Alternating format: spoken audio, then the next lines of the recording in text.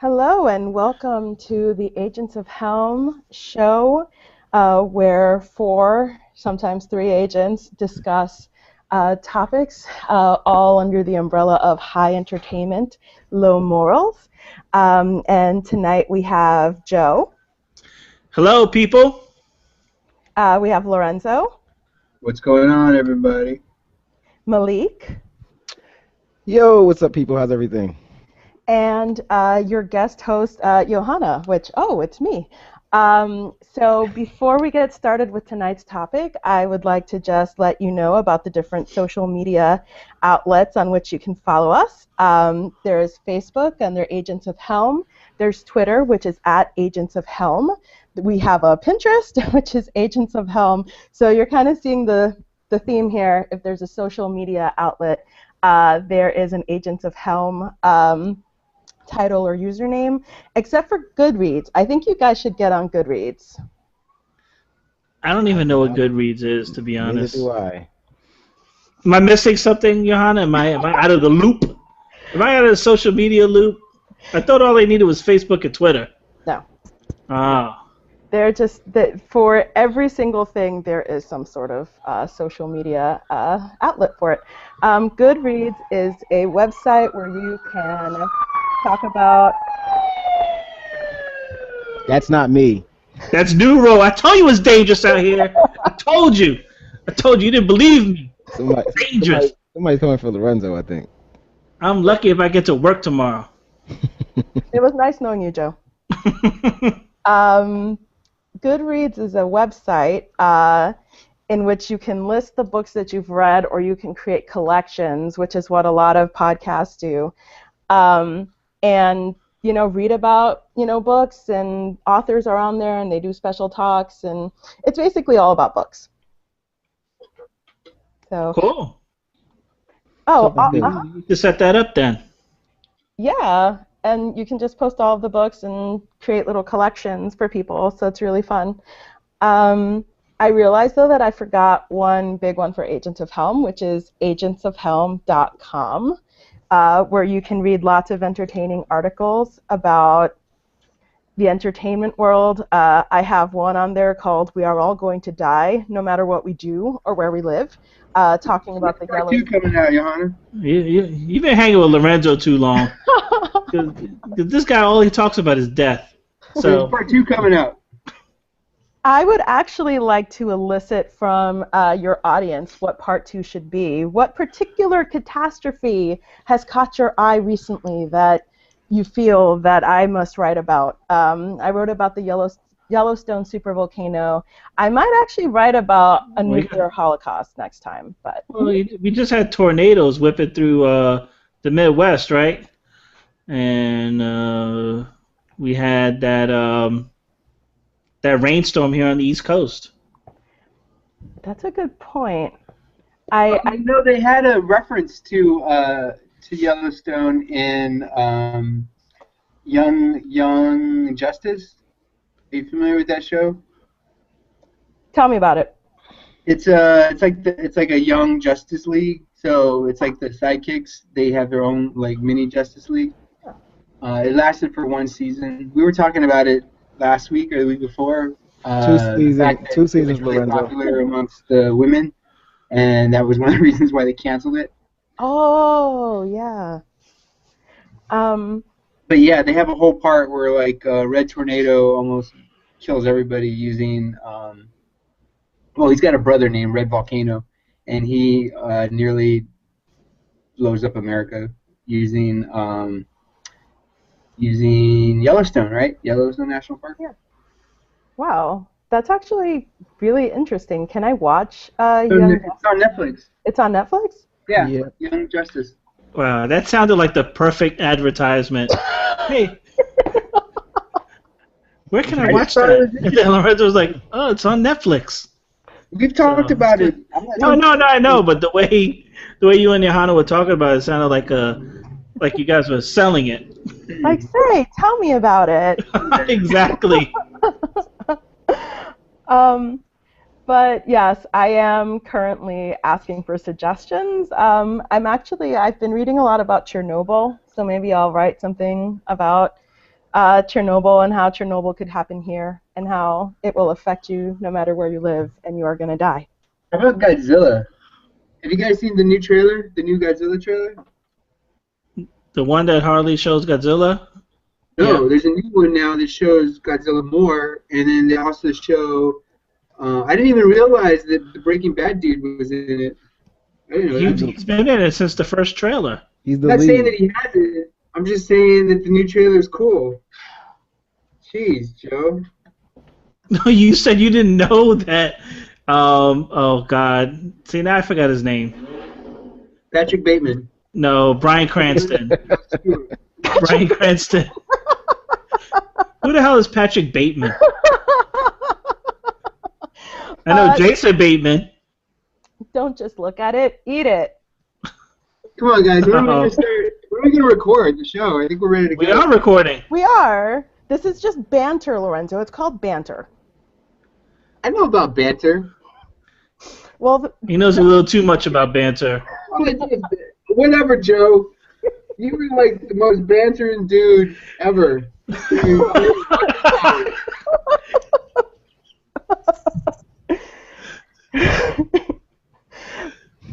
All right, let's get this thing going. Let's get started. So today's theme, so to speak, is fandom and geekery. So get ready to get your geek on.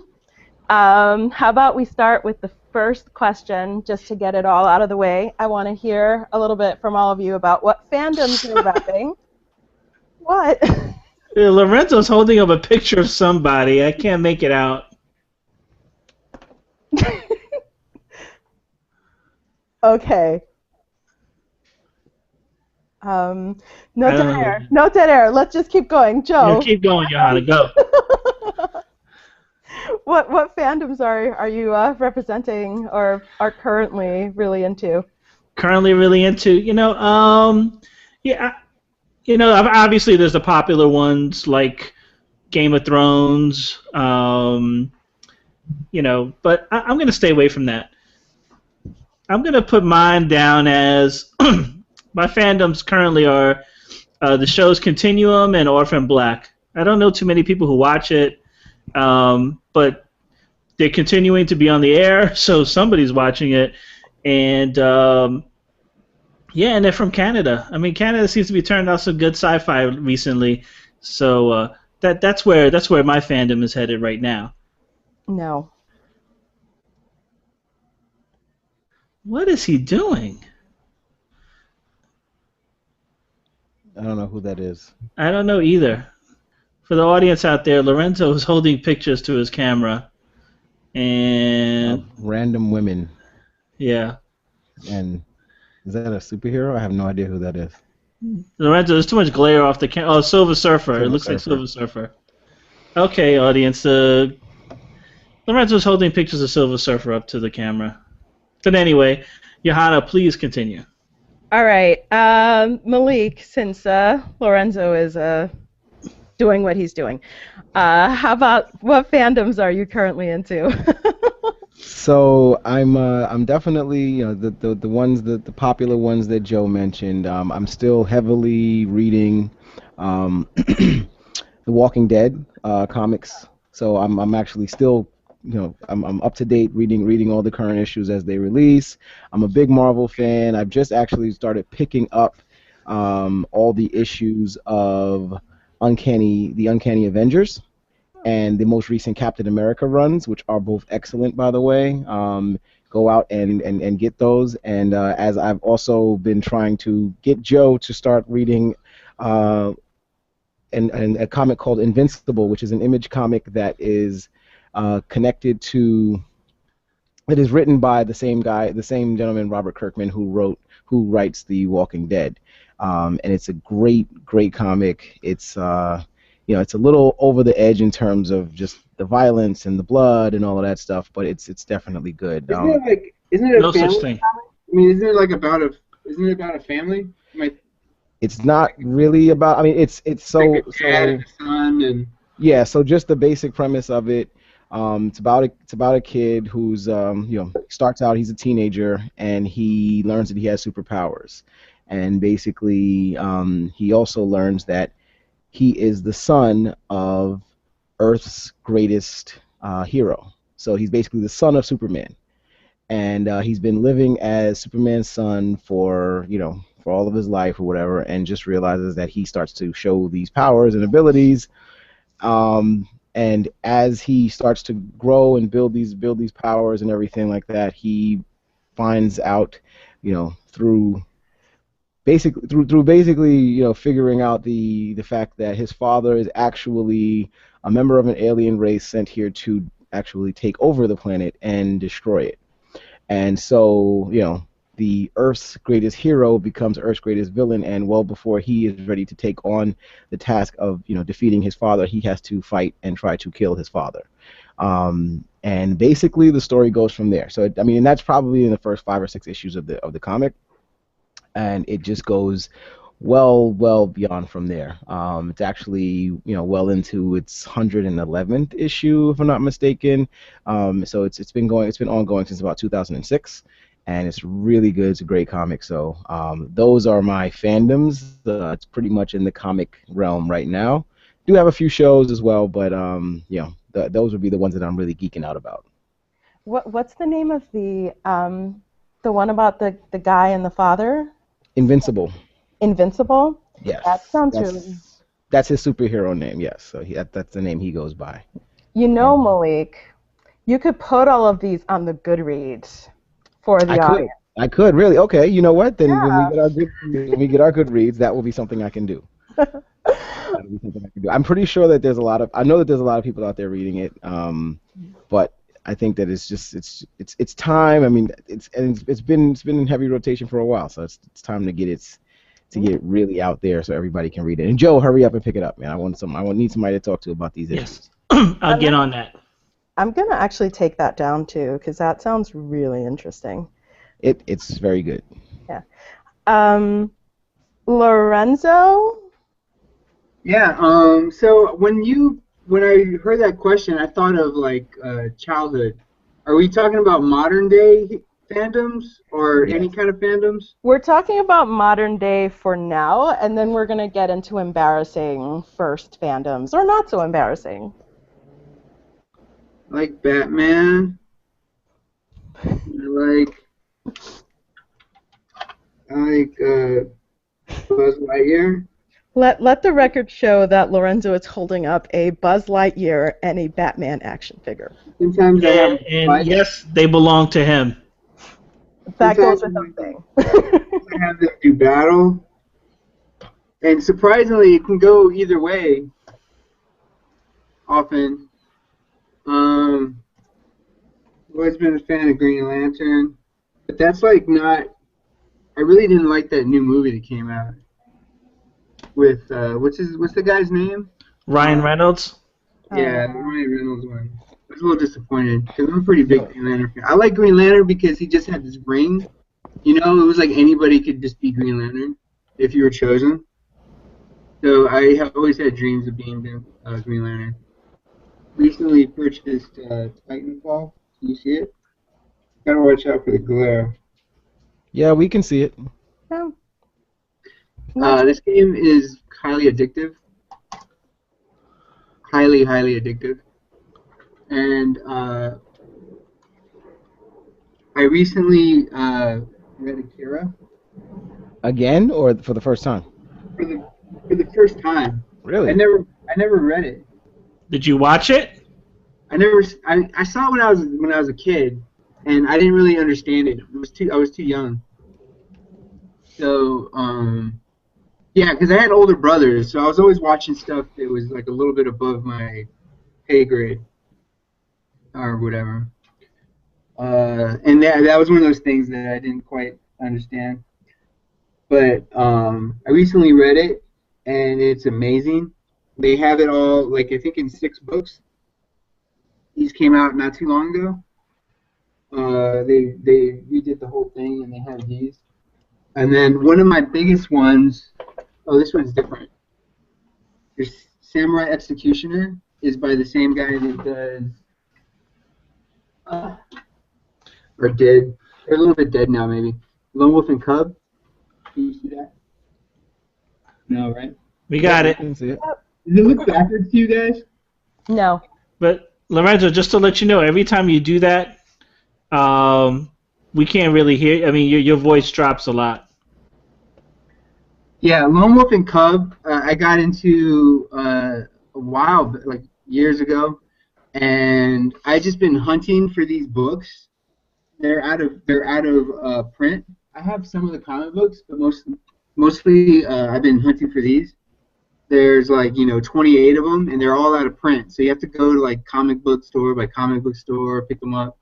That's the way I did it. And then not too long ago, they came out with the with like omnibus collections. So I've got like the first 3. Yeah. So I don't know how long it takes them to tell. Probably like they can do it like in 6 of those books. I'm guessing 6 or 9 of those.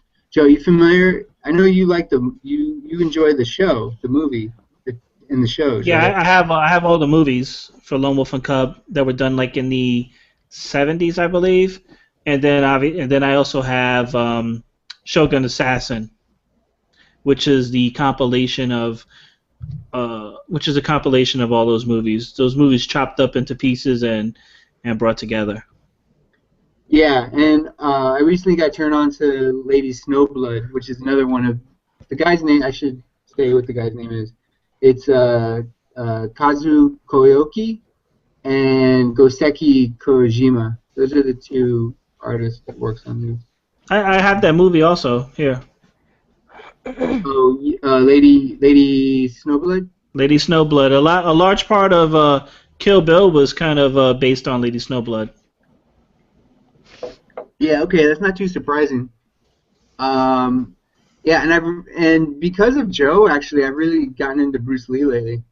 I always liked Bruce Lee, but I hadn't really watched his. I have a few of his movies, but it's been a while since I checked them out. I did enjoy it. I actually watched almost all of Game of Death, which is like the worst movie ever. It's pretty horrible. It's pretty bad. Me and Marcelo were making fun of it for a good 30 minutes. Yeah, it's easy to make fun of, but I mean the scenes that are pretty good in that movie were even though it wasn't Bruce, you still had the locker room scene, which was pretty good. I don't know. I found that all that guy's movements just to be so like obviously not Bruce Lee that it was. Yeah, but the locker room scene was decent, and then obviously the end. His kung fu was just not up to par. No, it wasn't. I said it was decent. I didn't say it was great. Yeah. Also a huge fan of Dr. Seuss. I have this big Dr. Seuss book. Oh. Huge. It's got all the books in it. Yeah, those are some of my fandoms. Just some. I really nerd out on Lone Wolf and Cub. That's a big one. Yeah, I've heard you mention it before. Do I get to answer the question during these things? No, Johanna. Typically, the moderator does not get to participate. Well, that kind of stinks. Let's move on. Totally kidding. Of course you can participate. Yeah, of course you can participate. Now you don't want to talk.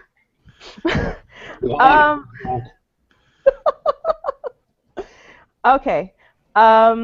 So there are a couple. I realized my list is like old stuff. So I'll quickly go through the old stuff and then get to like one particular fandom I've kind of been geeking over.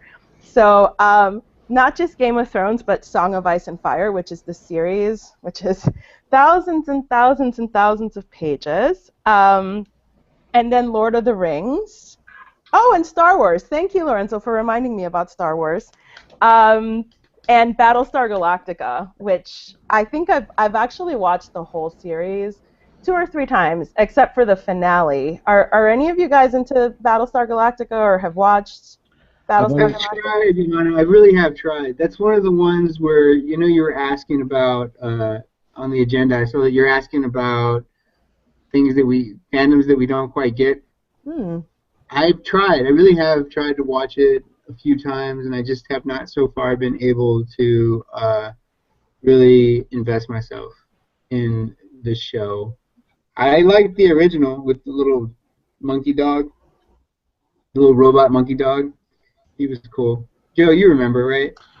Yeah, actually, I didn't watch Battlestar Galactica back then, and I didn't watch it now either.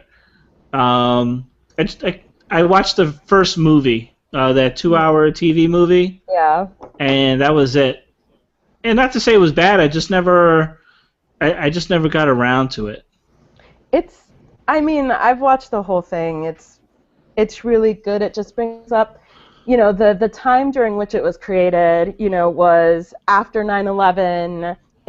They were dealing with things like torture and when it's correct to use it, and about, when the extension of like executive powers is appropriate, and so a lot of political stuff and then a lot of mystical stuff, and the music was great, and then the finale. Don't watch the last episode. It sucks. It was was worse than the ending of The Sopranos. I know people will argue with me about that, but no. Sopranos wasn't so bad. I mean, it's really hard to end a show. Like, it really is. Like Seinfeld had a hard time with it. But The Sopranos, I thought, was like a fitting ending. Like, where you kind of leave it off, where this guy walks in and you don't know what's going to happen or why it's going to happen. I can't do it. How they're going to end Boardwalk Empire. With the what? I think this is Boardwalk Empire's last season. Oh.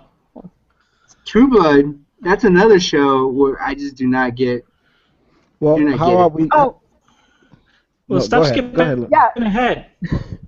Well, we're talking about season finales, and True Blood is wrapping up this year too. Yep. We're gonna get into, because I know Malik has many thoughts about True Blood, so we'll leave that towards the end. And then something that I recently got into, but the series ended, is it's called The Daughter of Smoke and Bone, and it's these books about Chimera, who are like they're thought of as demons. They're like these creatures that have different body parts of different animals, and it's about it's the adopted daughter of this guy called, like, he's like a resurrectionist, and when these Chimera die, he like resurrects them by stringing like teeth into like a necklace to create another body for them, and it's about the daughter and how she like gets teeth for him, and he pays her in wishes, and she meets an angel, and so there's this like battle between like the Chimera and the angels, and about the angel society. So I was really into that, but speaking of like terrible endings, this one did, and now I hate it. I hate it. No, I like the first two books, but I hate it. All right. So let's move on to first fandom. Who would like to go first? What? First fandoms? We're going to do first fandoms? Yes. As far as I can remember, I've always been a Batman. I mean, not a Batman. Star Wars. We work together. Me and Johanna work together, and have you noticed that there's a Boba Fett always nearby my? I don't know if you've noticed. I have a little Boba Fett action figure at work, along with a ninja, and yeah, I've always like the only one that I can think of that maybe was before Star Wars was the Muppets, the Muppet Show. I used to love the Muppet Show. I still love the Muppet Show, and I love the Muppets. They are like, that is one of my top 10 favorite movies of all time, the Muppet movie. Yeah, those are my two big fandoms. Oh, and I learned to read. I had him up earlier. Silver Surfer. He's not part of. I'm a big fan of the Silver Surfer, but the Fantastic Four. I learned to read using these. I had this this record player that, I don't know. Back in the day, I guess they had these comic books where it had like a page in it that was actually a vinyl record, and it was really flimsy, but you could put it onto a record player and it would play it, and then you would read the comic book along with the record, and I seriously I learned how to read using those. And when I had a Kojak one, I still have, and I had a and I had and I had a Fantastic Four one, which I must have read like thousands of times, thousands. So those are my big ones: Fantastic Four, Star Wars, and the Muppets. Awesome. Joe. All right, so like probably one of my very first ones was probably Bruce Lee. As a kid, and I still don't know why, but when I was a kid, I loved that guy. I loved him, and I used to I had a newspaper cutout that I would carry with me in my back pocket of him doing like a flying kick or something, and yeah, he was like the world. I just loved, and I don't even think I had even seen one of his movies yet, but I saw him somewhere doing something, and I just loved it. I loved that stuff, the martial arts movies. The other big one for me was Batman and Robin because I used to watch the TV show all the time, Batman, and I had the Batman figures, I had comic books, I had the Batcave, and my father took me. I guess it was a comic book convention, probably. My father took me to meet Adam West and Burt Ward when I was about 8 years old. Took me to meet them. I got their autographs, and I actually still have those pictures somewhere at my parents' house. My father has them stashed away somewhere. I just don't know where. But I saw them like 10 years ago, so I know they're still around. I have to get those pictures back so I can frame them. But yeah, those are like the two big ones, and obviously later on I got into Star Wars and that kind of stuff. But those were the two big ones when I was a kid. Awesome. Malik? So for me, I think my it's interesting. I was finding it difficult to like figure out which ones like what started what. But I think like for me, the very first time I remember the very first time I was staying at a cousin's house, and he was like, he had a bunch of comics, and I was, futzing around with his comics, and he wouldn't let me read any of his Marvel stuff. Like all of his Marvel stuff, like all of his Spider-Man, all of that stuff, he never like let me touch those because he was trying to make money off of them, and he was like, you got to keep them in pristine form and all of that stuff. So like his Marvel stuff, his DC stuff, he'd never give me. But the stuff that he would, the one thing that he always gave me that I wound up loving was Archie. I love Archie comics. I've been a huge fan of Archie comics since I was a kid, and I used to like the whole story. I mean, I swore, and I loved it to the point I thought that's what the high school was all about. I was like, this is what high school is going to be. It's going to be the awesomest thing. I'm going to have two girls that like me, and I'm not going to be sure which one I'm going to like. Which from week to week, I'm going to like one, I'm going to like the other. I'm not sure how it's going to go. Me and the principal are going to have this love-hate relationship where we respect each other, but we don't really like each other. I mean, it's going to be crazy. I'm going to be in a rock band and everything. Like that, I swore that these things were going to happen for me. And, of course, then Saved by the Bell didn't make it any easier. When I watched that show, it pretty much reinforced everything from Archie. So I was like, okay, when I got to high school, this is exactly what was going down. And I was sorely disappointed. What I would have taken from that is that there's no black people in high school. Well, I mean, but you know what? At the very least, I mean, at the very least, I knew that there were black people in my high school, so I could be the Archie in my high school. That's what was gonna happen. So that was probably like my biggest fandom as a kid, and it just came out of necessity because I had to do something, and he wouldn't let me read any of his really good comics, so I had to read all the Archies. So Jughead was my guy, and then when I first started going out and getting comics on my own, like I would go pick up the Marvel stuff, but I'd always have to pick up whatever the latest Archie was. I didn't read Benny and Veronica though. I just read Archie, and Jughead got his own comic at one point. I read his as well. So Archie definitely. Garfield. It was really with the tunes, like so Garfield. I was a heavy Looney Tunes fan as a kid as well. I really love Looney Tunes. Love Looney Tunes. I was and not Bugs Bunny. Not Bugs Bunny for me. Daffy Duck was my guy. Daffy Duck was definitely my guy. Always has been. Always will be. That's why you left me. And Donald Duck. And Donald Duck. Donald Duck and Daffy Duck are my two like favorite comedic characters. You remember comedic Roger cartoon Rabbit characters. when they go at it? Yes. On the piano. Yeah, Yes. that's The great. piano, yes. You know he died, right? Bob Yeah, Hoskins. Bob. He died yesterday. Yeah. I just heard. Yeah, I just heard about that. So sad. It's like my childhood. You know, he was in so many. He was in Hook. He played Smee. He was in a lot of films that I used to watch. You know, with my younger brother when we were little. So that was kind of Super Mario. I mean, who could forget Super Mario Brothers? And That's what a right. masterpiece of film that was. I think he wants to forget it. Or he forgot it. Him and John Leguizamo want to forget that movie. Oh, he did. I think he actually did say that it was the worst thing, and he and John Leguizamo would go get drunk, like in the back of the trailer, before they went and continued to act in that terrible movie.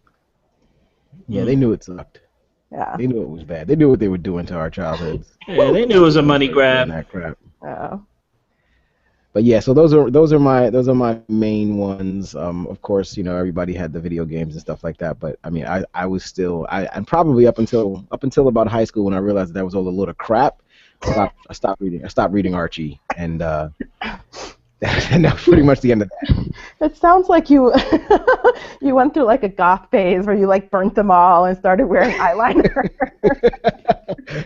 You know, I probably if I would have been able to get away with it, I probably would have, because that was my mood at the time when I realized that this is just not what we were gonna. I was like, we're not gonna just be. We're gonna be all friends, and I'm not just gonna have, you know, these two beautiful women pining over me. Like, this is not gonna happen. Okay. So middle school didn't crush your expectations. Like you managed to get through middle school No. and remain optimistic. Middle school was great, man. Middle school was awesome. I mean, you know, when you're in middle school, you know, I mean, for me particularly, when you're in middle school, like, you don't have, you may like a girl, or you may have a crush or something like that, but you don't really develop them, you know, because you're only in there for like a couple of years, you know, and you're all anticipating the high school days. You know what I mean? Like, so for me, we were all just anticipating what ninth grade was going to be like and where we were going to go to high school. So it didn't really have the same impact. You know, middle school was just kind of like the second level of, you know, elementary school, you know.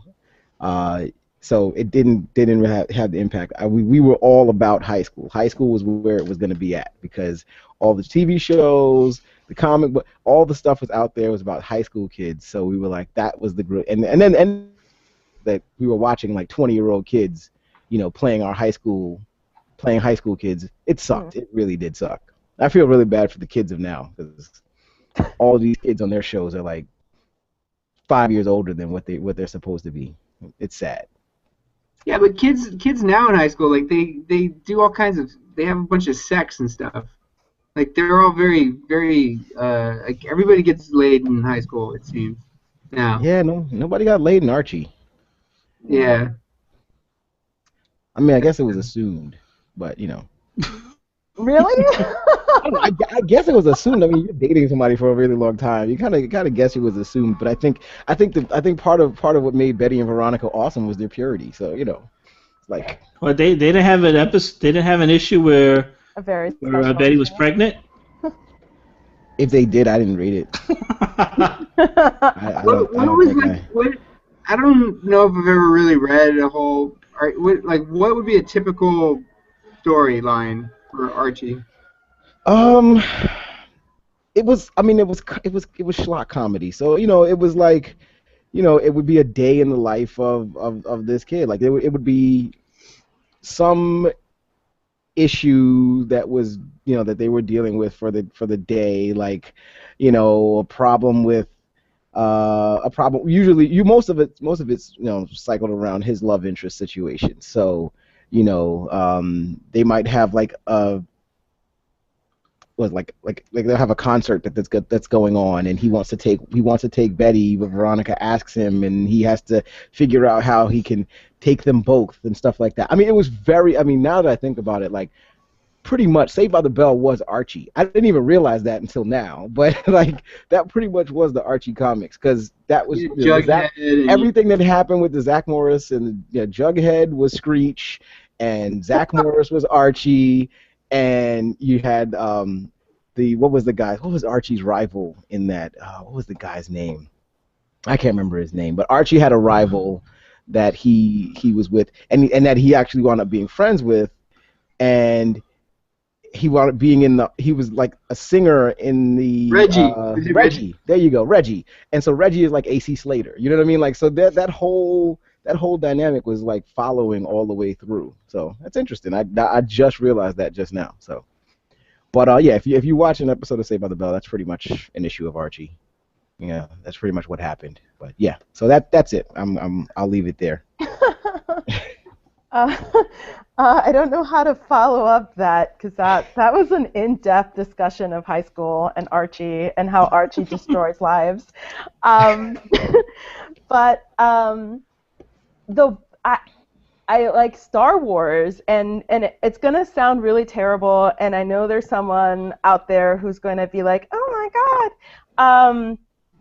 I saw the reissued, the remastered ones, and that's how I got into Star Wars, because anytime one of them came out, my dad would take us to see it.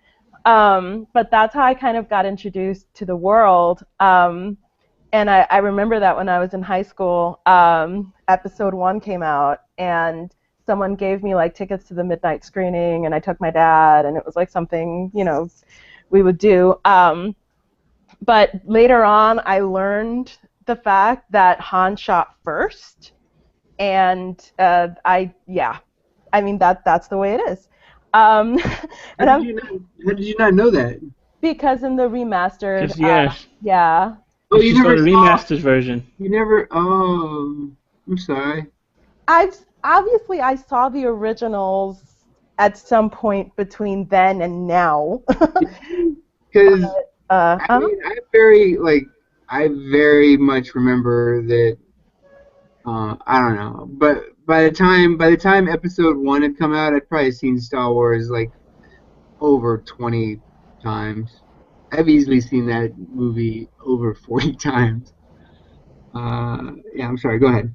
No, it's fine. And then I don't know if you guys. I'm so embarrassed to be admitting this, but why not? It's a podcast. You guys ever heard of Sequest? Stop. Next topic. No. Why? I'm messing with you. Is that the show from like the 70s with the flipper? No, it was from the early 90s. Yes, there was a dolphin though. Oh, I do remember. Yeah. And there was a really cute boy on the boat, so you can guess why, like, 11-year-old me was into it. And even more embarrassing is I used to write fan fiction for it. Like, that's how deep the fandom went. I think it's the only fan fiction I've ever written, actually. Your only fan fiction was for Sequest? Yes. Okay, that's funny. Yeah. Which is the guy that you think is cute? His name's Jonathan Brandis, and he killed himself like 8 years ago or something. He was the kid with the blonde hair, right? Yeah. Yeah, his career. The short kid with the blonde hair. There's like, oh, he's the young one with like the. Yeah. He's the one who was. He was like the. What's the name of the kid? Why can't I think of his name? On Star Trek, I know this. Crusher. Oh, yeah, Wesley Crusher. Wesley Crusher. Yeah. Will Wheaton. Yeah, he was the Will Wheaton of the show. Right. I see him. Yeah. I think there were other like cute guys on there, but they were much older than I was at the time. So, yeah, now that I've gotten that off my chest. Feels good, doesn't it? Feels good. It feels. You just woosah and you get to the next thing in your life. That's it. I know. It's like I can move on now from Jonathan Brandis and Sequest ESP. Okay, so next one is I think. Oh, what is the craziest thing you have ever done for your fandom? Good one. All right, free for all. Whoever wants to respond first.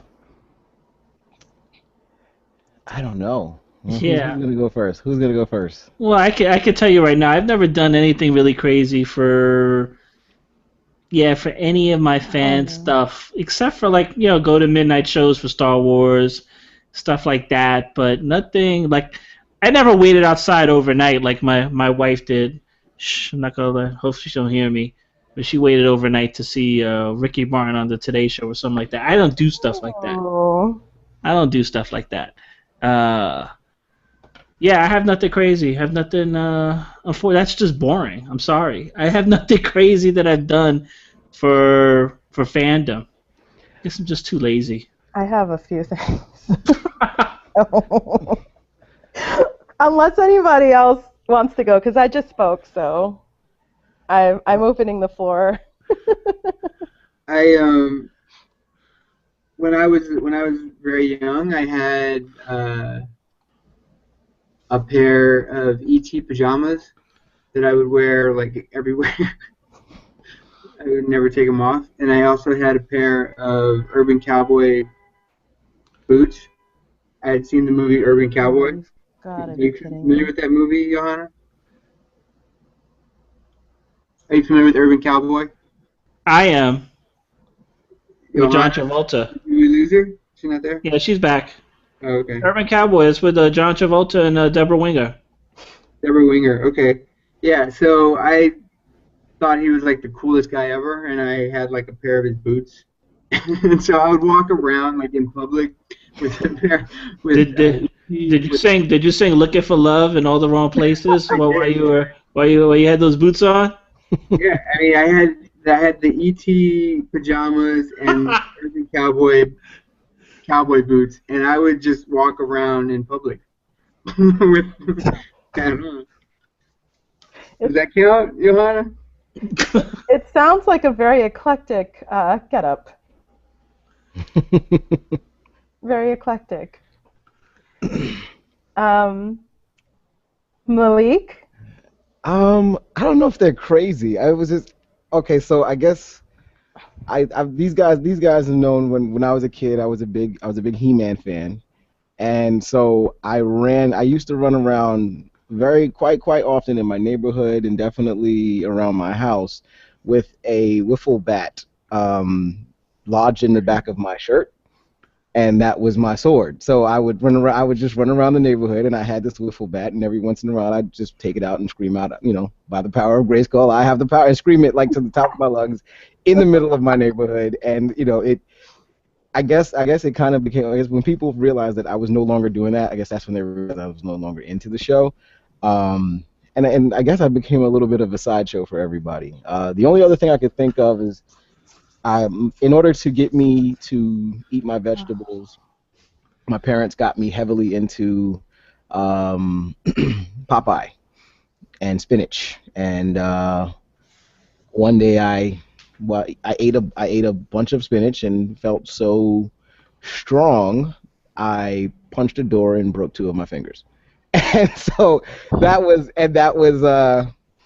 really, really stupid. But it was fun. I mean, I swore I was like, I'm Popeye. Apparently, if the spinach is what does it, I'm Popeye, and I went on a raid and went and tried to take out that door. And yeah, my hand's never really been the same. It pops a little bit every once in a while now. So, but that's about it. I mean, I can't really think of anything else that I've done crazy for fandom. I mean, I am big fans of certain things. Maybe waiting outside for NFL tickets or something like that. But other than that, those are the only 2 I could think of.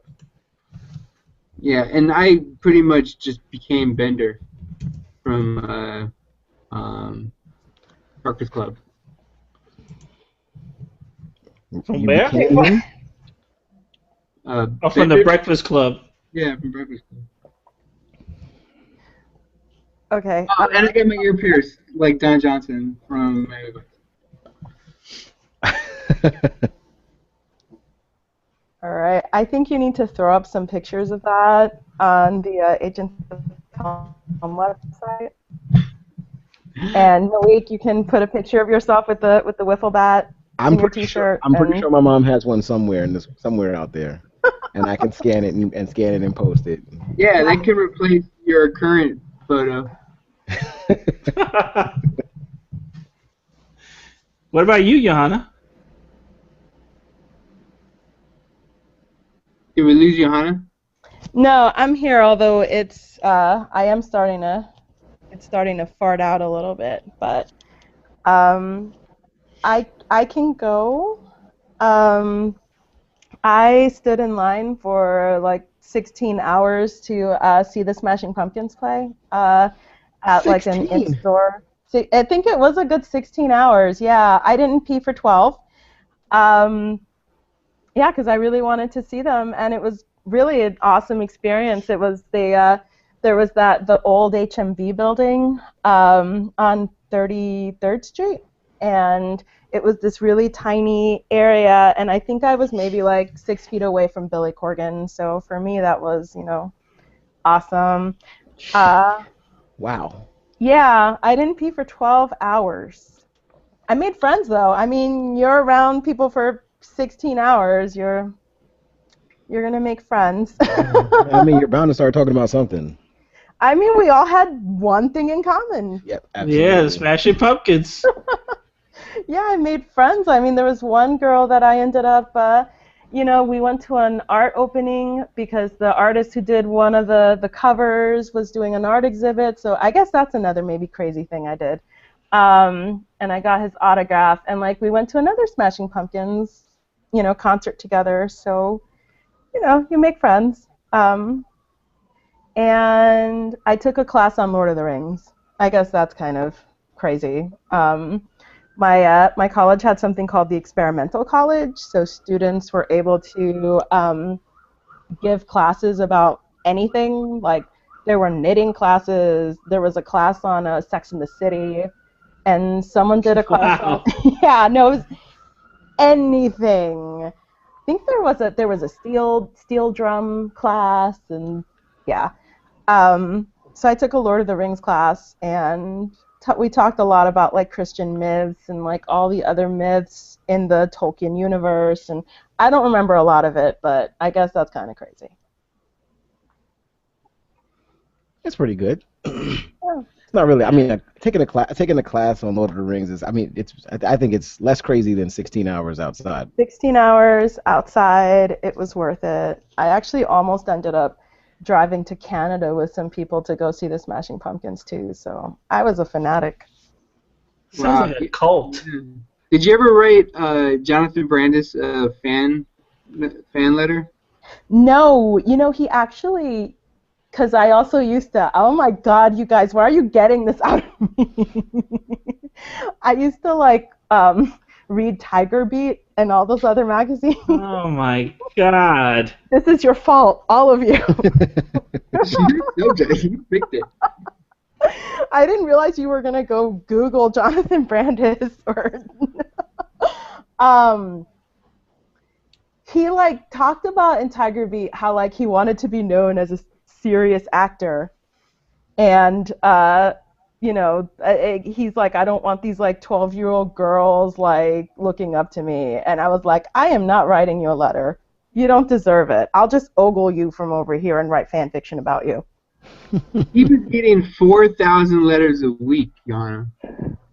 Well, see, I didn't want to be one of the 4,000. What are the odds? I mean, those are not good odds. Well, my point is that I think that's what killed him. It seems like Sequest is probably what did him in, because that was the height of his popularity, and then his career just went downhill after that, and it subsequently ended with him hanging himself. So I think Sequest killed Jonathan Brandis. It probably killed his career. It killed his career, and in some way it ruined his self-esteem. So, yeah. Rest in peace, Jonathan Brandis and Bob Hoskins. Absolutely, absolutely. He died in 2003, so a little late. It's never too late to tell someone to rest in peace. Absolutely. Oh. I mean, he's been resting for the last 10 years. Well, we weren't around. The Agents of Helm were not around when that happened. We're here now, so rest in peace. Yes. All right. We can pour out a Cyber 40 for him, and then another one for Bob Hoskins. That's right. There you go. What did he die of? Like a heart attack or something? Yeah, I think he died of old age. Bob Hoskins? He was 70-something. Yeah, it was like 71, 72, something like that. Wow. I didn't realize People, I guess, man, people get old, huh? It happens. Yep. Every year Hmm. they get I mean, older. he doesn't look that old. No, he was youthful looking, but he was, he was old. It happens. Okie dokie. So time for rant. Parkinson's. Yeah. Okay. Sorry. Go ahead. No, it's okay. These are interesting tidbits that you're bringing to our conversation. So, rantage time. What fandom do you not understand, Lorenzo? True Blood. Why do people watch this crappy show and then say it's good? I mean, it's like some people. Okay, I understand if you have like a guilty pleasure, you watch it because it's whatever, and you're able to admit that it's a crappy show. But there seems to be a pretty significant population of people that actually think it's a good show.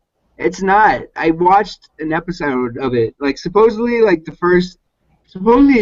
of people say it's crap now, but I watched like the first episode or two, and it was crap then. It's a crappy show. Why do people watch it? Why? Well, It's not even why do they watch it, it's why do they say it's not a crappy show? 2 words. Alexander Skarsgård. People would walk through shit to watch him naked and doing what he does on that show. That's not what I was thinking, Johanna, because I am a True Blood watcher since season 1. So I disagree with Lorenzo's remarks, and I know Malik doesn't like True Blood either, but I've been watching it since day 1.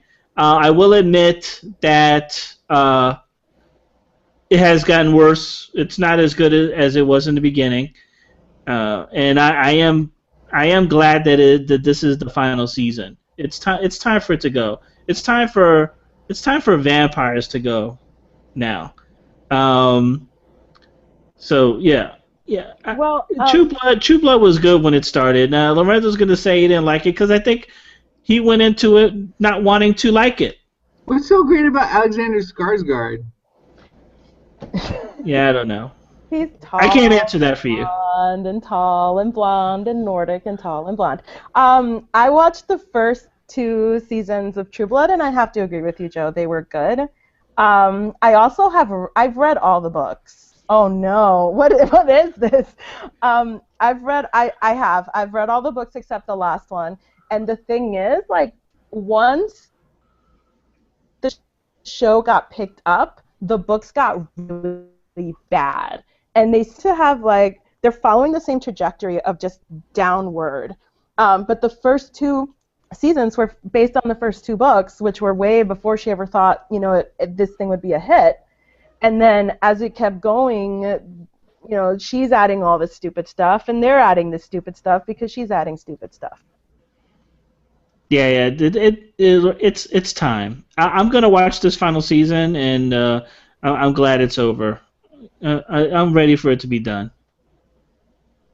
I wonder if they're going to keep the ending of the series, the books, in the TV series, because it was bad. Well, we'll see. We'll see. I'm sure I'm not going to like the ending, because I very rarely do I like a show's finale. Yeah, that's true. Just to say, I don't dislike True Blood in the sense that most people dislike it. I think that it had promise at some point. It bores me now. It bores me to tears now. It really does. And literally the only reason that I'm watching is I think at some point in time you get to that point on the show where you've gone too far and you have to see how this ends. And it's like I don't really care about that hour. I clearly do not care about that hour of my life, because I continue to watch it and I have to see how it ends. I have to see it finish. And you watch True Blood? Not live. I usually will catch it after it's aired, and I'm not, I don't look for it on a regular basis, but I definitely have to see it just because I have to know what happened, because it has to end at some point, and when it does end, I'll feel happy. But I'm definitely not a fan of it. It's The kind of whole what look of happened with me in Twilight. Stop.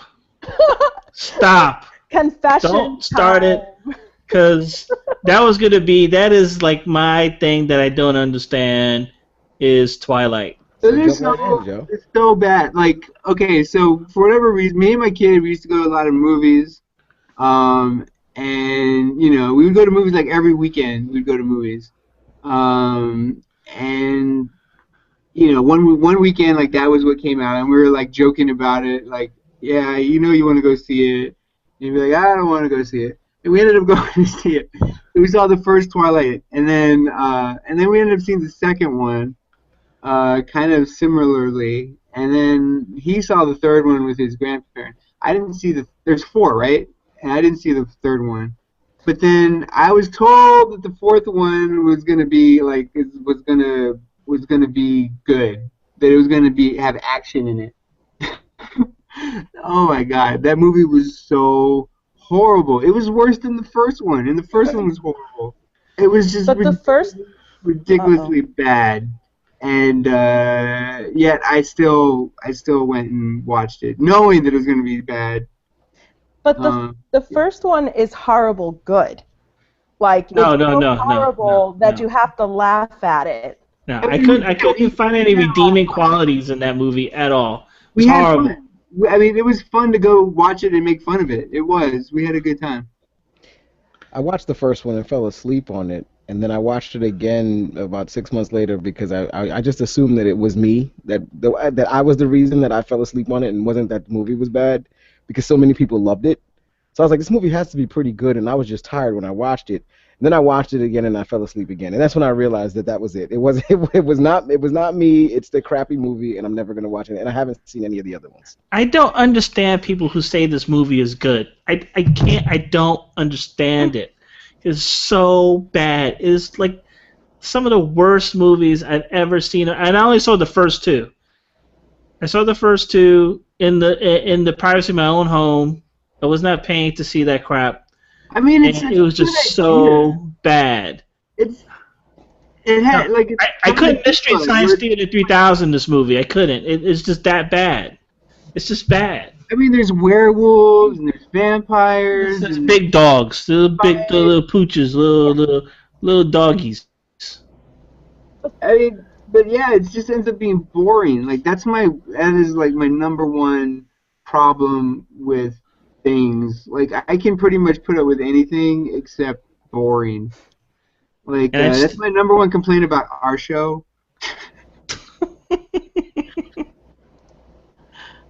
Yeah, so I think we should just like I don't know. We should avoid doing what it is that Twilight does. Whatever they're doing, like, we should not go down that route. We never will. Yeah, we're not. I don't think you ever have to worry about that. Not going the Twilight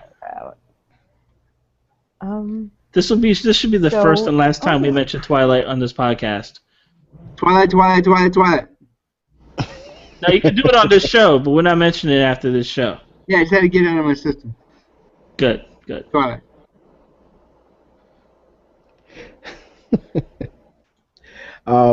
So I'll just say that the only fandom, and I don't know if you guys were fans of this show, or I just could not get, for whatever reason, I could not get into The Sopranos. Like, I really couldn't get into that show. I watched it. I saw episodes here and there. I would tune in, and every once in a while, I'd just say, oh, it's on. Let me sit down and watch it. And I just couldn't get into it. It just, I don't know, there was something out of it. So to me, someone has to explain to me why this is such an amazingly great show. Because I've seen, certain episodes of it, and then some episodes are okay, and some episodes are good, and some episodes are like, what the hell is this? And so it's to me, it seems like it had been a very up and down show throughout the majority of its seasons. But people love that show, and they swear by it, and they're like, it's the greatest show ever, and they buy all the box sets, and they quote all of the characters and everything.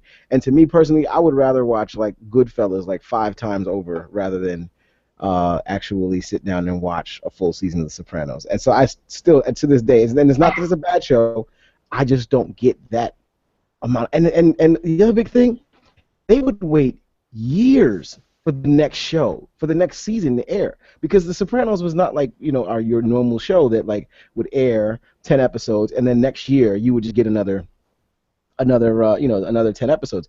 It would be like 2.5 years in between seasons, and people would wait, and they would wait forever for this show, and the damn thing never came out on DVD. Like, it didn't come out on DVD until like way later, after it had already been on for a while. Then you would find it on DVD or something like that, and this was before streaming and torrents and all of that stuff really became popular. So there was no way to see it if you didn't see it on Sunday, and so everyone watched it.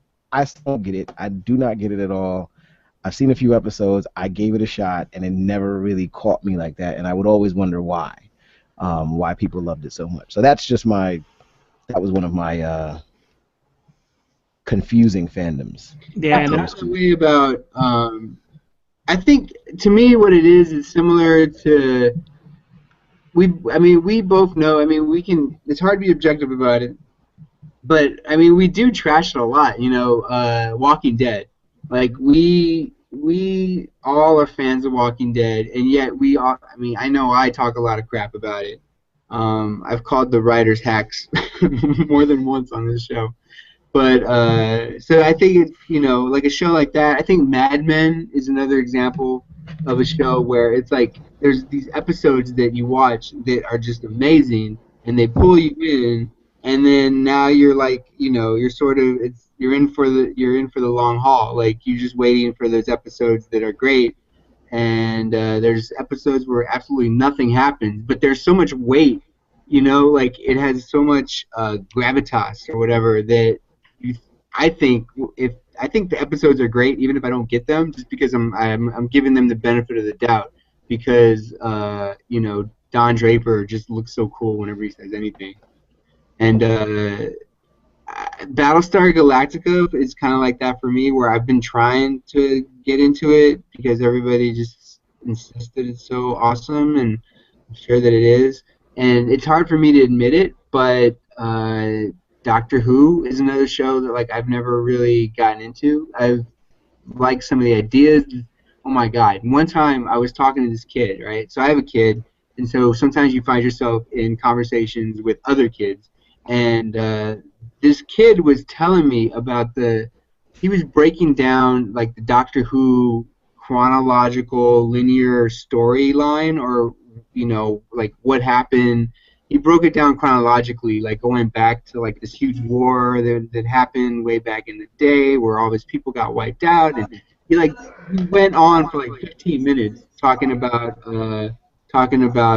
Doctor Who. And I've been with many people, I've been around many people who tell me all this stuff about what's going on. I've heard crazy stories that come from Doctor Who, but I've just never really seen too much of it, myself. I imagine, Johanna, you're a big Doctor Who fan? I'm so glad you asked me that. I actually also just have not found any...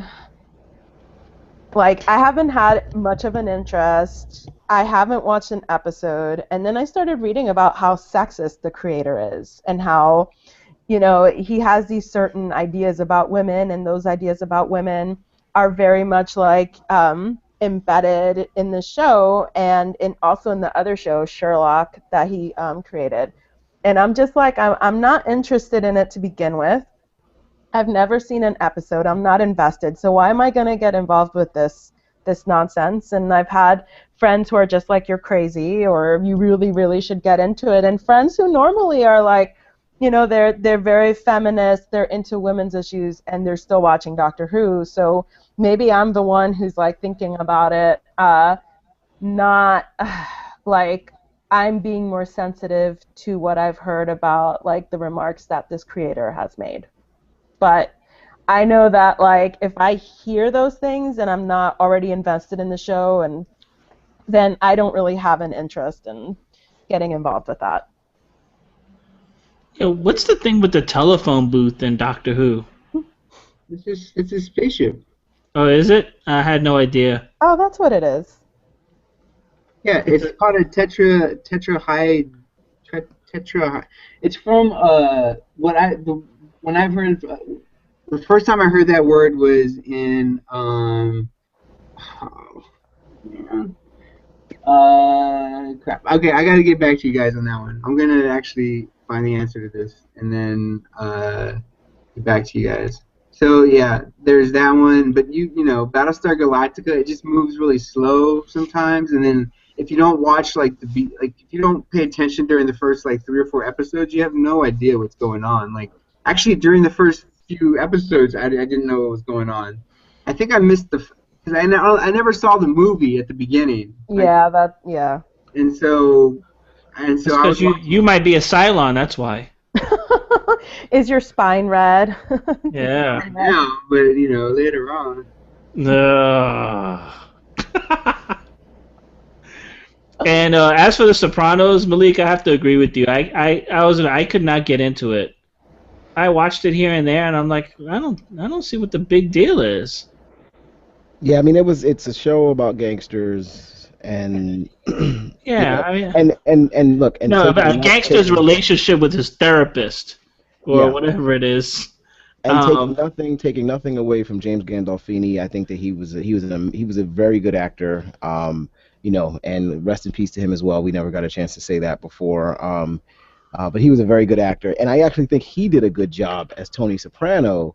And I think that there were, I guess, some endearing characters that were on there that people liked, but it just never caught on to me. And so for me, a show that is not there for me every year when it gets to around that season time that I'm expecting that show to be there, I lose interest really quick. So you know that whole layoff thing that they were going through when they were going like 2 years without having another season, yeah, that wouldn't have worked for me at all. yeah. And I get mad at Game of Thrones when Game of Thrones doesn't start like in March. Like you need to start March 1st, okay? Stop this March 31st crap this year. That was not cool. Okay, starting at the end of it felt wrong because the last year I think it started at March 6th. And so I was expecting it like right around that time again, and it didn't happen, and I was pissed off for like 3 weeks. So yeah, I'm definitely the Sopranos love, and no one really can explain to me why it's great. That's the other thing. Well, I think what I think it is that America loves gangsters. They romanticize gangsters, and I don't understand it, but gangster movies do really well. Gangster series do well. America loves gangsters. It's interesting. That is interesting. That's what I think, and it's you ask any guy, a lot of guys, most guys, you ask them, well, what's your favorite movie? A lot of guys are gonna say, Godfather, Scarface, Untouchables. No, not the Untouchables, probably Goodfellas. Probably Goodfellas before Untouchables. Those are gonna be like the top ones. A Carlito's Way, stuff like that. It's so funny, man. I find it very funny. Well, I mean, to me, Goodfellas is well acted. Like The Godfather, I think The Godfather 2, I think they're well acted. They're good overall movies, whether they're about gangsters or not. I think Carlito's Way is a joke of a film. Personally, I don't know why people love it so much. It's probably just the Pacino love. Honestly. But I could never really get Scarface is I can see why people like Scarface. It's the rags to riches tale. Yeah, but it's still you're right. It's just a gangster film. There's a whole bunch of just a gangster film, and I shouldn't say most. I'm gonna say guys from the hood, I guess. Guys from the love. I don't understand, Joe. You don't movies. You don't like gangster movies? I do like gangster movies, but those are not like my favorite movies. I mean, like, where guys when I was growing up in my neighborhood, everybody loved gangster movies, and I like gangster movies, but I don't love gangster movies. I mean, they're not. If you ask me to run off my top 5, that they're not in my top 5 at all. I'm more, I'm a science fiction guy. Science fiction and martial arts and stuff like that. Yeah, I mean it's crazy. I did that as experiment one day with a friend of mine. I was like, watch, I bet you it's gonna be Godfather, Carlito's Way, something like that. And it is. Guys just love those movies. I mean, yeah, I mean, there's definitely something appealing about a gangster movie. I mean, the gangsters get to, like, they're like pirates. They were, you know, they've always cowboys and. Gangsters are urban cowboys. That's what they are.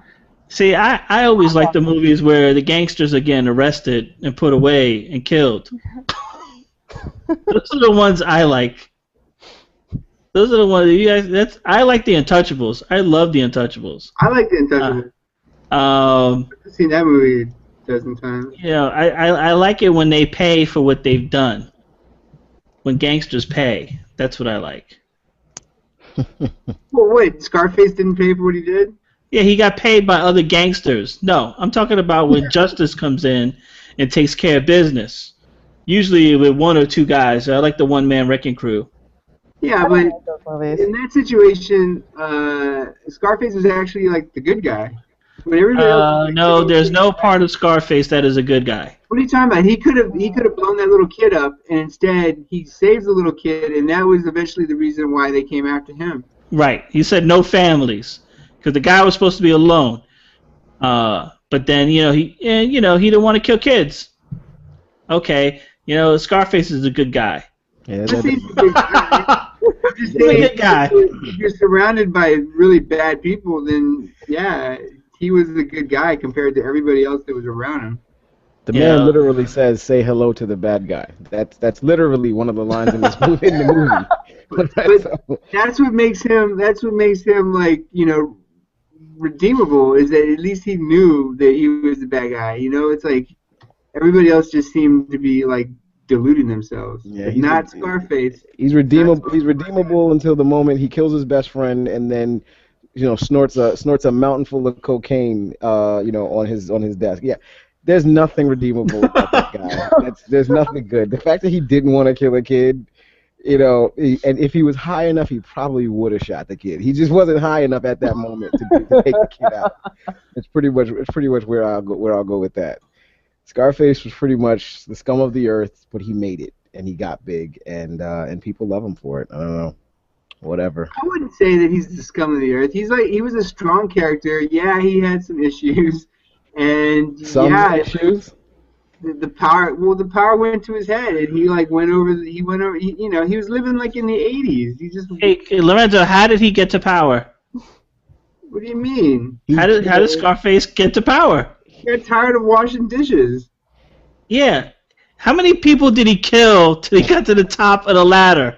They were not good people. None of those people were good people.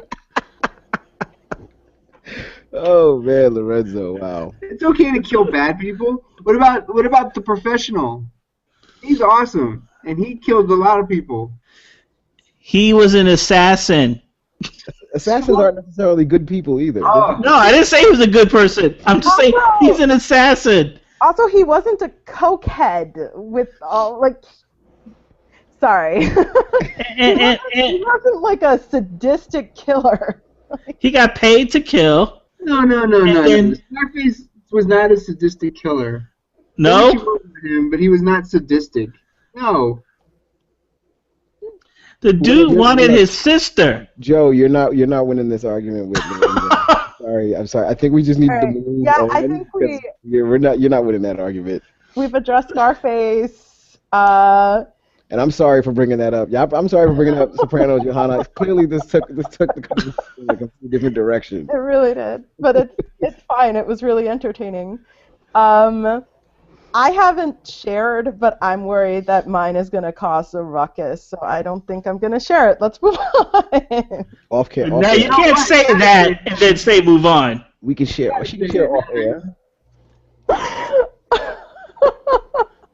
I'll give you two, and you guys are going to argue with me about them. I don't understand Walking Dead, and I don't understand The Wire.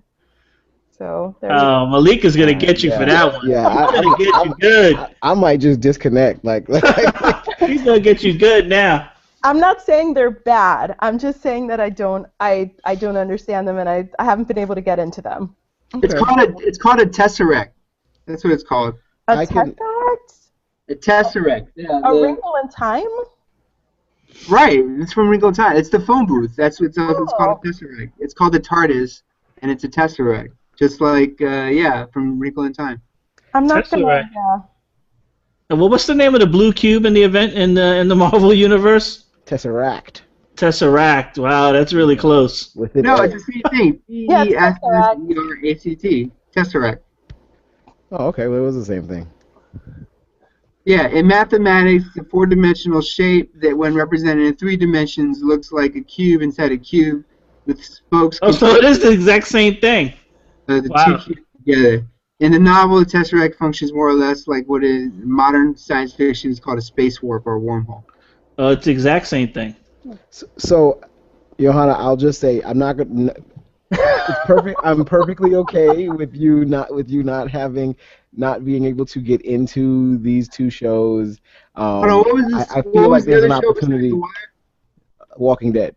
I feel like there's an opportunity for a much larger conversation that does not need to be here. So we can table that discussion until the next time. So that's What do fine. you got against Walking Dead? I watched the first 2 or 3 episodes, and I thought they were very, very slow. And They were nothing slow. In your defense, they were slow. Yeah. But it picks up. Many of the episodes are. Same thing with The Wire, right? Like that was. The and that's- Wire's the that's same thing. Yeah, this First is. episode and was that's the slow. same thing. That's the same thing with whatchamacallit, Battlestar Galactica for me, is that like it's just too slow and too not knowing what the hell's going on at the beginning. And Huh. so it's a good point. Like I know some people never got into Breaking Bad because of the same thing, where they just said it was like too slow at the beginning, which is not. That's crazy because in the first episode of Breaking Bad, he's like in his underwear, like running from the police in a RV with a gas mask.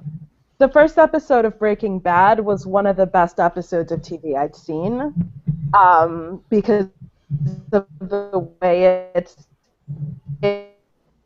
was structured. It's seen, and ever since then, I haven't been able to go back. I can't go back. It's freaked me out. I think you got it easy, Johanna, because The Wire is one of Malik's favorite shows. I thought he was really going to One of my dig favorite it. shows too, Joe. It is my favorite show. Oh, it Well, is his favorite show. It's tied. There's a tie between that and 24. But So I mean, look. Johanna, say you don't understand 24. Everyone's entitled to their opinion. I like Everyone's entitled to 24. their opinion, and so I'm perfectly okay with her having an opinion. I just feel like this is an opportunity for her and I to have a longer discussion at lunch or something Yes. along those lines. Maybe while the show is playing in the background or something like that. This is a chance for us to really bond, Johanna. So I'm going to take the opportunity to do that with you. And if that doesn't work, he's taking you right to Baltimore. Then we will take then we have to go on a field trip. It's gonna be a Clockwork Orange thing where like you hold my eyes wide while I watch Yeah. The Wire. All right, so we're moving on from fandoms and we're moving to cons. So first con, everybody. I'll go first and say that I've only been to one con, and that was last year's, and I'm planning to go this year. I had a really awesome experience. My first time was February 2009, New York City Comic Con. I brought my family with me. We had a good time. That's when it used to be empty. Not empty, but it wasn't. It wasn't nearly as crowded as it is now. Also, it only took up part of the Javits Center, just like a quarter of it, not the whole Javits Center. It was just a quarter of the Javits Center, and we had a good time. And then I noticed, and I've gone every year since then, and it's just the crowds have gotten greater and greater every year. And Johanna, you saw last year, it was just mobbed. Oh yeah. Yeah. Next time I am lining up way earlier than I did because it was really rough when I got there.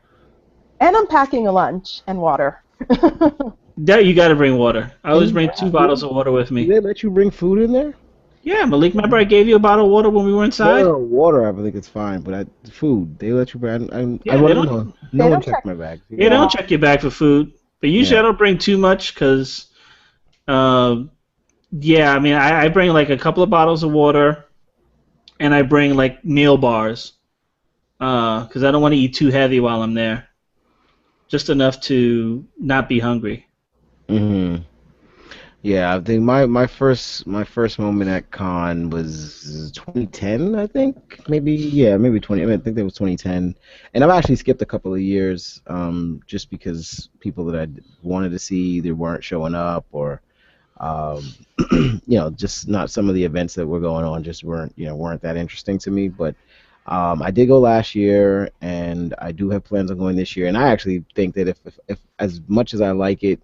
Um, it's not something that I have to go to every year just because of the crowds, and it can really get tiring after a while. That whole weekend, like, you need Monday off of work, Yeah. because if you go every day that weekend, you are exhausted by the time you get home that Sunday night, and you need Monday off to just recuperate, because it's horrible. It can be really, really, really tough on you. So It was, I just went Sunday and I ended up having to leave after 2 or 3 hours because it wasn't even the walking, it was just, it was exhausting, just like as the sensory overload and the crowds and, yeah, That's because this year you didn't have a plan. I know. You gotta have a No. plan when you go. You gotta know where you're going, what time you need to be there. Uh, yeah, you gotta work on that. All right. You'll be ready for next year. Malik is going to teach me about The Wire, and you're going to teach me how to plan for That's right. Comic-Con. Point out that I too am a huge fan of The Wire. He's feeling left out. Lorenzo's gonna get you I tomorrow, don't know Johanna. why Malik is like the resident Wire fan. You didn't Because Malik has always made his love for The Wire known. Anytime you ask her, what's your favorite The Wire? Everything's The Wire. So he's made it known. And I'm surprised it wasn't his number one fandom. well, I've had 2 3-hour conversations about The Wire. Were you talking to your buddy Steve? Steve, no, he doesn't watch this. I mean, no, these are with complete strangers. These conversations. Oh, wow. Yeah, I could see it. The stranger was probably just looking at you, and you were going for 3 hours. No, man, it was like a heated conversation about The Wire, and it was like I was not the only one talking, and I wasn't even the one talking the most. When it comes to The Wire, people are very passionate about it because it's just a bunch of like, it's epic. It's like Lord of the Rings, but Baltimore streets and crack. And crack. Okay. So back to the question. When was your first con, Lorenzo? I mean, I don't know. Like, are we talking about just like comic book cons or any or con. what? I guess any con, right? I mean, Yeah. like I used to be I used to be a reporter, so I would always get sent to all kinds of conventions, like home and garden conventions and car conventions. And How about a con that you wanted to go to? well, I wanted to go to the car ones, like they have one here. I've been to that one a few times. Before I ever went to Comic-Con here, I went to the car one that they have at the Javits Center. Yeah, the car show. Yeah, the Yeah, auto Auto show. show. The auto show. Yeah, the auto show. Yeah, I went to that, and then we talked about this. Johanna, South by Southwest is basically a big music convention along with film. It's like a film and music convention, and I used to always go to that, like starting back in like 2001 or something. Yeah, and then recently I had been going to more like, I went to Comic-Con, 2 years ago, and then and since then I also I've been to anime conventions in Austin and Miami and someplace else. I don't remember. Cool. I really like that you can just like get So them to draw you a picture of your face, and like you can get it done for as little as like $1. Well, they'll just draw you like a. I think we should go to one of these conventions and get our pictures of us, and then we can put them on the site. It's an idea. Cool. Yeah. Because How seriously, about you get like a full body one for like $10, but you can get like a pretty in-depth one for like 5. I'll give you a picture of me. You can take it to the guy and have him draw a picture. You can do it that way. Jeez. Okay. okay. So do we want to move on to the next question? Sure. Yeah, let's Go go. right ahead. Just jump. All right. Most memorable con experience. My most memorable con experience.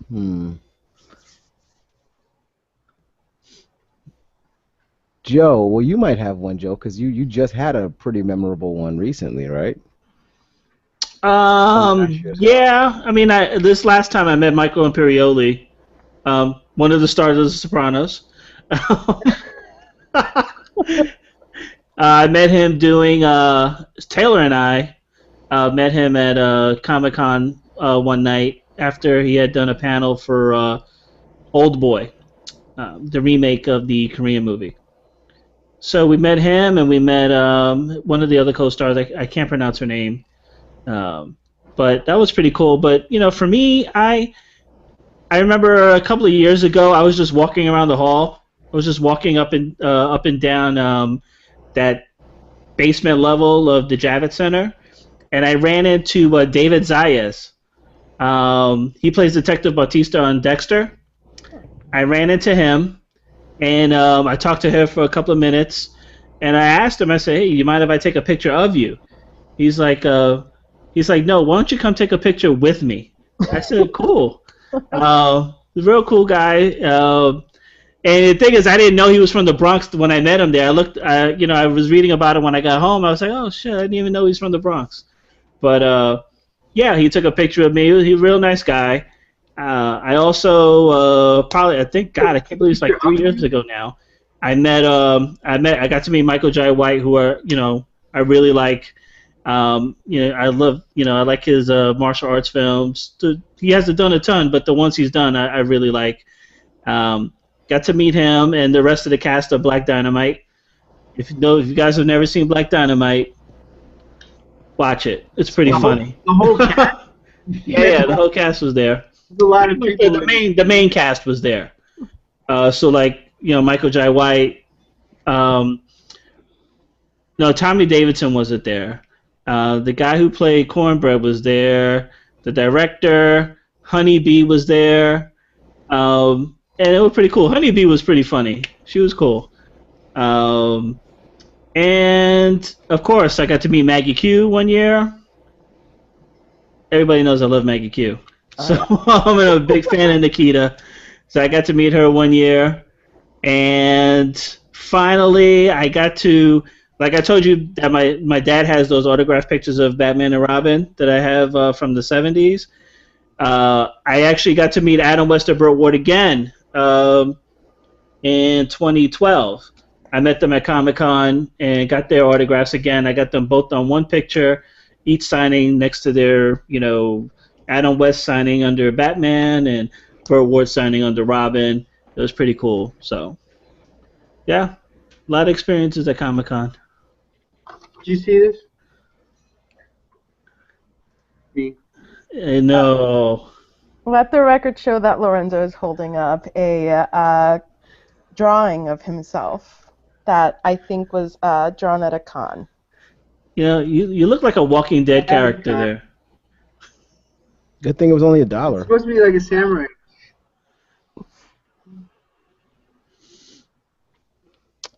Samurai, okay. Right.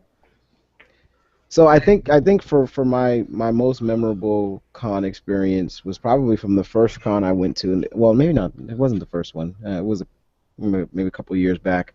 I went to a con and I was on the line. This was right after the Avengers had been Marvel's Avengers had been Everybody been talking about it. It was the year before the Avengers was supposed to come out, so it was 2011, I believe. And the Avengers were at Con, and everybody was, people, you had to get on the line and you had to go try to meet, to get on and get them to sign your poster, and you had to go meet the people. And I just lost out on somebody. You had to pull a card, and if the name was on the back of the card, then you got to go, and if not, then you weren't going to get in. And I pulled a card, and I didn't get a card. And then the guy either right behind me or right before me got a card. But he got upset because Chris Evans wasn't going to be there, so he gave me the card. So I wound up meeting Agent Coulson, who is a really cool guy, and I wound up meeting Agent Maria Hill, who's played by Kobe Smulders, who is also Robin on How I Met Your Mother, which just recently ended.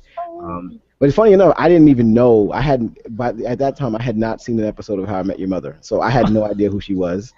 And so I walked up there, and there was a couple people in front of me that were really in love with her, and they were taking pictures and everything like that, and they were really, really absolutely happy to be around her. I was really happy because I met Colston. I was like, Colston's the dude. I'm cool with him. I went up, I shook her hand. I was like, who are you? She's like, I was like, oh, so you're playing Hill? She's like, yeah. I was like, have I seen you in anything else? And she was just like, you might have seen me on How I Met Your Mother. And I was like, oh yeah, that show with the guy from the show with Doogie Howser. And she just laughed. She cracked up laughing. She was like, I was like, and I've never seen it. I was like, but now that I've met you, I will watch it. And I've since watched six of the 8 or 9 episodes, 9 seasons of that show.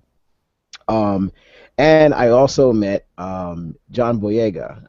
And I know you guys may not know him. He may not. He's relatively young, but he was in a movie called Attack the Block, which I absolutely love.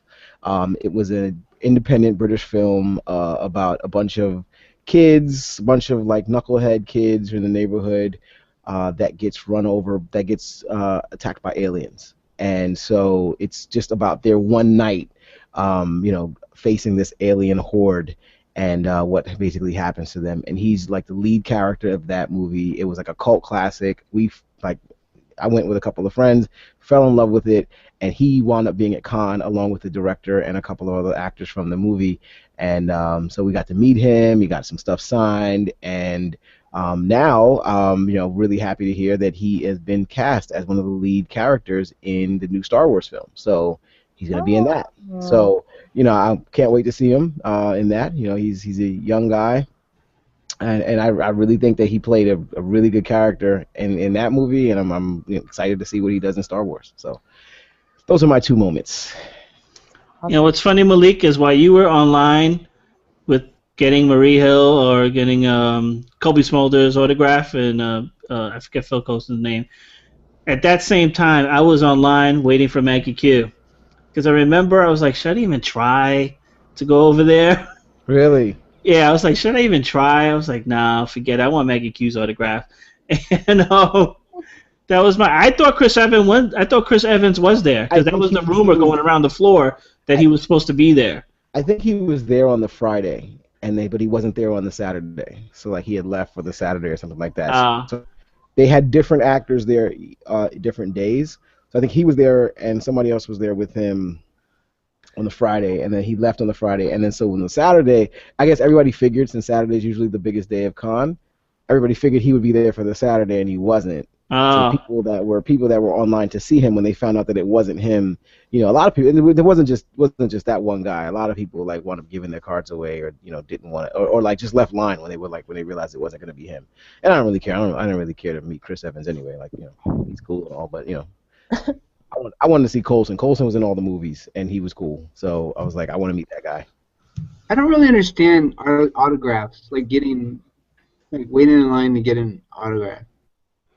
Doesn't make sense. Yeah, I've done it a few times. Is it more to to meet the person? Yeah, I think so. Yeah, you want to meet them, and then you also want to get a souvenir, or something, I don't know, with their stamp on it. I was I don't like paying. Yeah, go ahead. Just telling someone a story about this because they're going to see my favorite author, Margaret Atwood, tonight, and she did like a reading and she did a signing when I went to see her, and I had like gotten a stain on a book that I had just bought for my brother for her to autograph. So when I gave it to her, like, I don't know, my friend told me, she's like, why don't you tell her? And I'm like, why am I going to tell her? But I did tell her, I'm like, oh, there's a stain on the book. And the author drew a picture of a butterfly over the stain and then signed it. And Oh, very cool. yeah, it's just like I, like to, I guess, kind of answer the question. It's like those small touches and the moments. I mean, I met John Leguizamo. I think I told you about this, Joe. Yeah. And, I had brought my copy of Romeo and Juliet because that's what I wanted signed. And it was like this nice moment where he told me that he liked my hat and he signed it. And the signature is kind of like the memory spark, like when I look at it, I'm like, that was the time that I met John Leguizamo and he liked my hat. I mean, the only thing I don't like is I don't like having to pay for. Yeah. I pay. I think paying for signings is like it cheapens the effect a little bit, for me at least. So I would prefer not to pay for it unless that signing was going to allow me to go and do other and sell that and make more money off of it. Then I'll pay $40-$50 for something if I know that there's value to it from that perspective. But for me, I just feel like if I'm gonna pay you to do it, then you're not really doing it because I'm a fan. You're doing it because I'm giving you money, and I don't really like that. So. Yeah, I get where you're coming from, but it's just like, for me, I do pay for autographs, and it's like, when the hell am I gonna run into Adam West or Burt Ward again? Mm-hmm. And like Adam West is like 84. I'm like, when am I gonna run into this guy again, or just run into them at all? Or somebody like William Shatner, where am I gonna see him?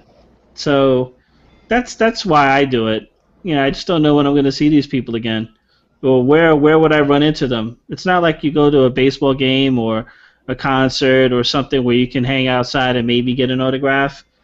Like, I don't know where I would run into those guys at that I could wait outside and they could sign. Uh-huh. So Joe, so we're talking about early fandoms, and we're talking about celebrities. One of the coolest, I've met a few cool celebrities, but one of the most awesome experiences meeting a celebrity that I can think of.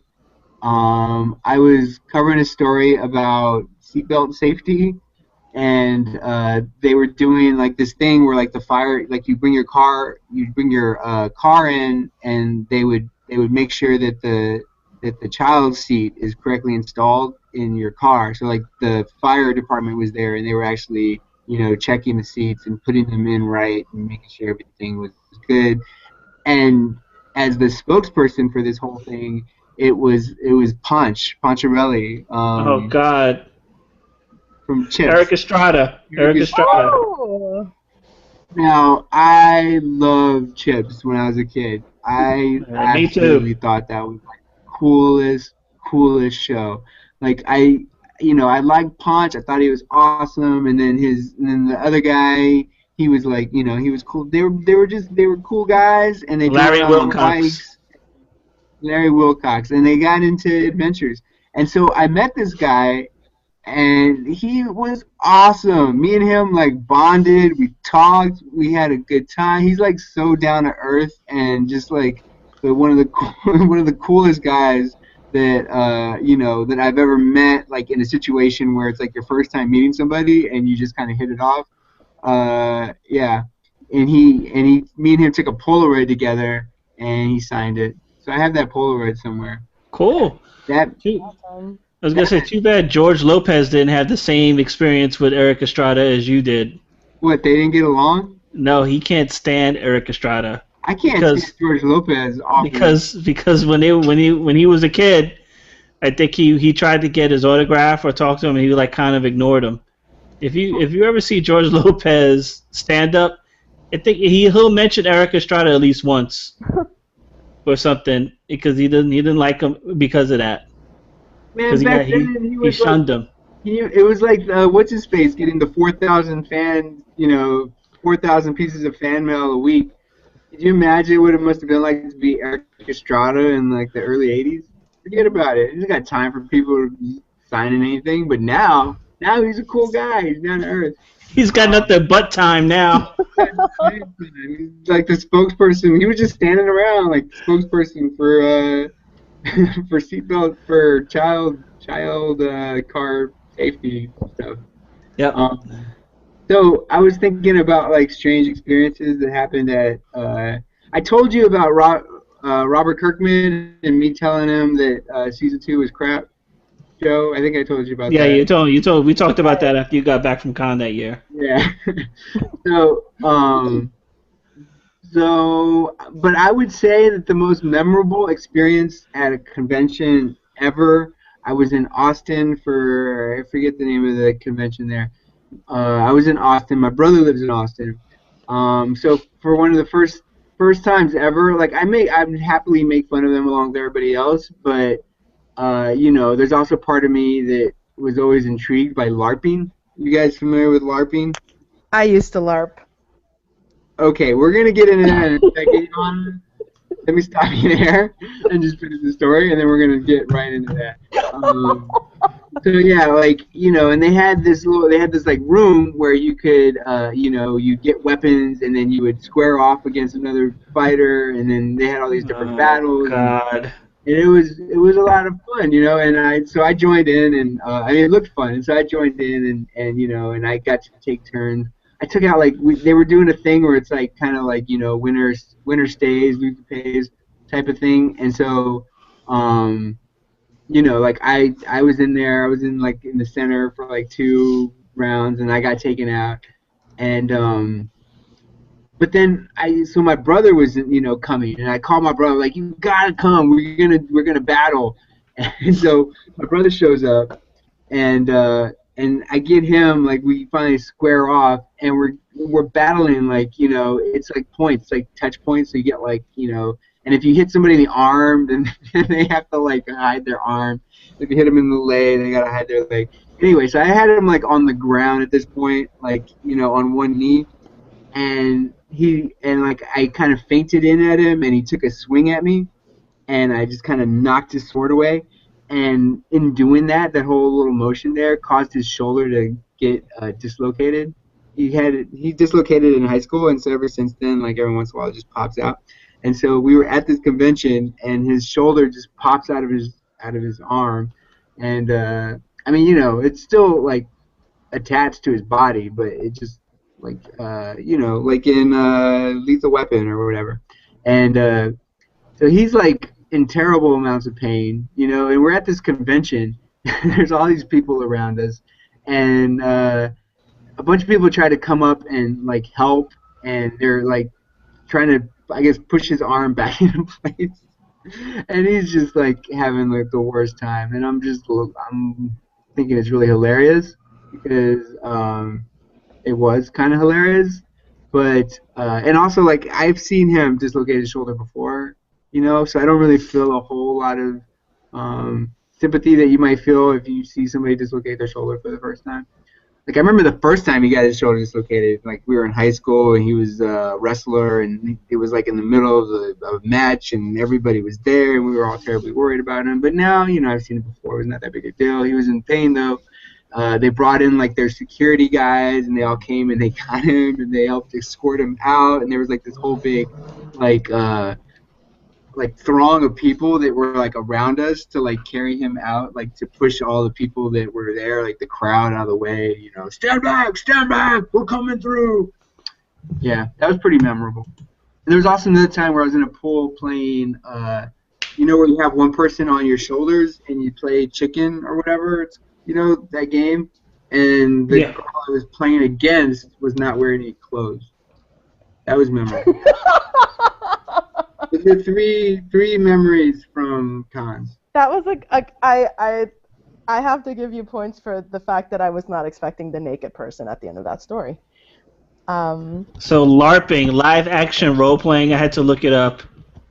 Really? Live action role playing, yeah. And I've seen these huge battles at Prospect Park, and I've like always wanted to jump in. So Johanna, you used to LARP. Yes. Did you LARP to Dungeons and Dragons? Please don't say yes.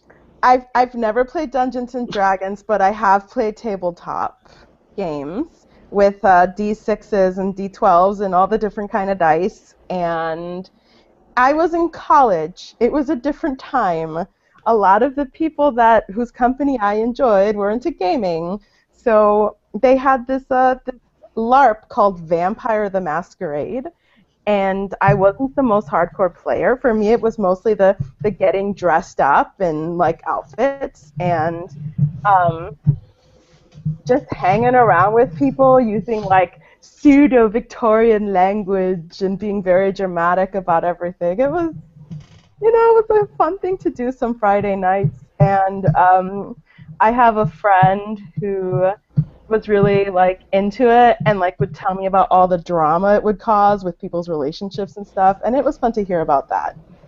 So I met some of those people in California once, and yeah, they take it very, very seriously. Like you hear what Johanna's talking about? Like they actually write in like relationships. So like if you have to have like you might, and they get like actual like sex out of this. I think there's like sex.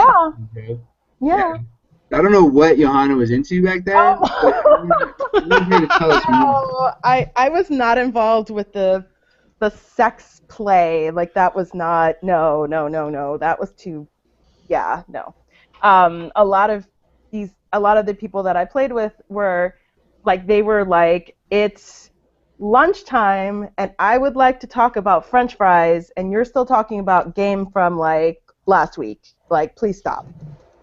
So I was not like that. Well, I mean, they were having sex. That's probably why it was more memorable for them. Maybe they do that where when Lorenzo is LARPing. No, Johanna knows. She knows. But it wasn't like in the game, Lorenzo. It was people outside of the game, like choosing to do what they wanted with their fictional relationships. I guess. I think having sex in game probably makes it more interesting, but that's not what happened. That's not what happened. Yeah. I never shared my memorable.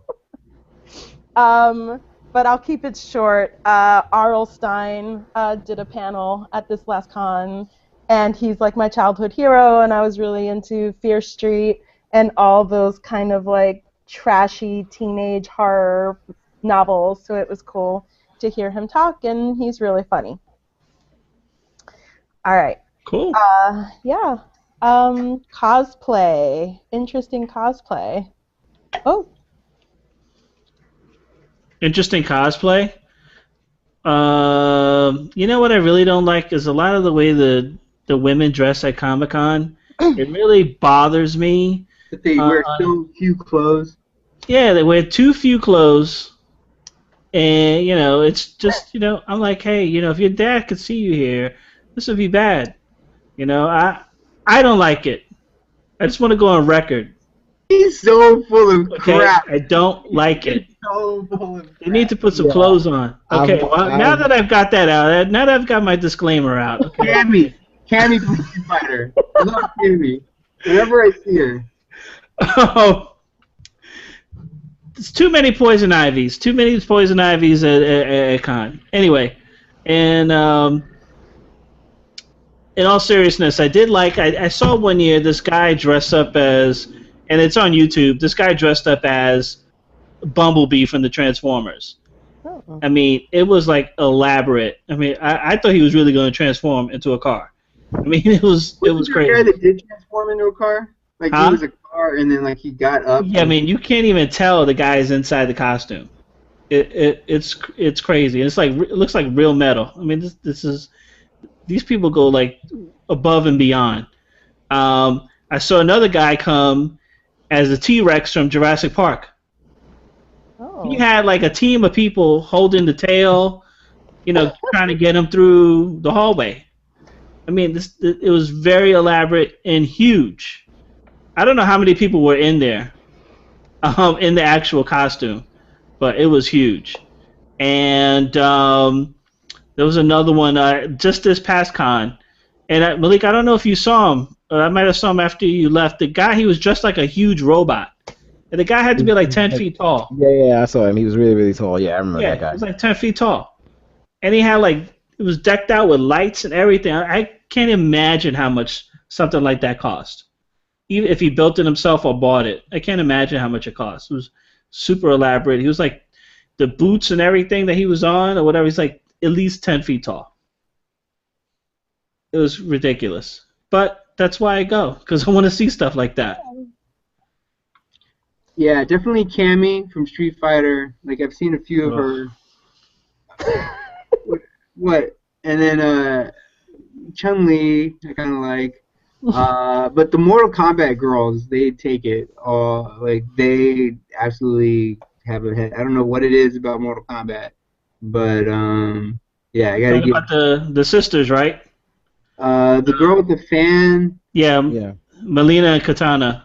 Yeah, and Melina's the one with the size. I get them mixed up, but yes, every time I see women dressed up like that, I'm like, put some clothes on. Yeah. Yeah. Katana's the one with the fans, and Melina's the one that covers her face because. And you guys know who Cammy is, right? She's the one with Yes. the spray and like the guitar or whatever. And then obviously Wonder Woman. There's a million of those. Yeah, those are my big ones. Oh, have you ever seen anybody dressed up? Usually there's at least one per con that I see, where they dress up as Mila Jovovich in The Fifth Element. Yeah. The bandages. Yes. Disgusting. And then what cracks me up though is the Laura Crofts. Like it's like maybe 1 out of 5 of them actually pulls it off, and then the other ones are just like these nerdy girls just like Laura Croft. It doesn't quite work. There's a lot of Laura Crofts.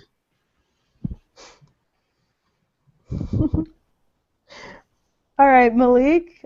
Interesting cosplay. I don't know about interesting. I mean, it's interesting how much Joe is lying on this thing. It's really interesting. Malik, I'm hurt. I'm hurt. Don't call me a liar, buddy. I thought we were friends. Probably right next to her. I'm finding I'm finding the amount of falsehoods coming out of Joe absolutely interesting. But I'll say that the only two that really jump to mind, Power Girl. The DC character Power Girl, who is Superman's cousin, seems to always be repeated on a regular basis by a bunch of different women. And it's interesting because I think that she's like the most sexually like out there character that DC has ever created, and with her bust line, and it amazes me that so many women want to play that character, want to be that role. I always figured that it would be a role that a lot of women would actually be against. But it's interesting. It's interesting to see that at every con you see a bunch of Power Girls. But the one that actually stood out for me, and this was a couple of years ago, and I don't know who this woman was portraying. I have no idea what her cosplay was, and it probably wasn't even a cosplay in the beginning, but she showed up at con relatively topless. She showed up at con with no top. She had on bottoms, and she had on like I guess these like army fatigue type bottoms with some boots and stuff like that, and she had on this like weird hat. So I assumed that it was some sort of a cosplay, but she was wearing no top, and not even like pasties or anything like that. She was literally topless, and I saw her at con, and then I saw her maybe about an hour or two later outside of con. I guess she had gotten kicked out or something like that because you kind of can't walk around with your boobs hanging out. Actually, in New York, you can. Can you walk around con though with that? Or just New I York? mean, Cannes probably has its own rules. You're right, but like New York, there's no law against walking topless. Oh, it's good to Yeah, know. That's good to know. the Okay. more you know. Yeah, absolutely. And I actually did see that right outside our building, Johanna. Yeah, it's become a whole movement actually of women, um, being topless in public areas because it's not really there's no law against it. So, Where do I sign the petition to make it a law? uh, I mean, men walk around with their, chests out. So, if women want to do that, then that's fine. Yeah, I guess so.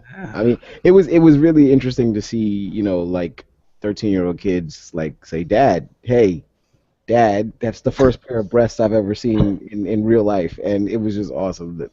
Like to watch people react to her. So I literally, I was just standing on the floor and I just watched her as she walked. Because some people they come there specific. They don't even come there to actually enjoy con. They just come there to walk up and down that floor and to be on display. Sometimes in their costumes, and that's basically what she was doing. I was, and I just saw her just go up and down the floor and have people gawk at her and stuff like that. So it was great. But those are the only two. I mean, there's a lot of Wolverines, there's a lot of Deadpools, there's a crap load of Batmans and Spider-Mans, and it's done in all kinds of. So I just think like the one thing is like the different arrays of Yeah.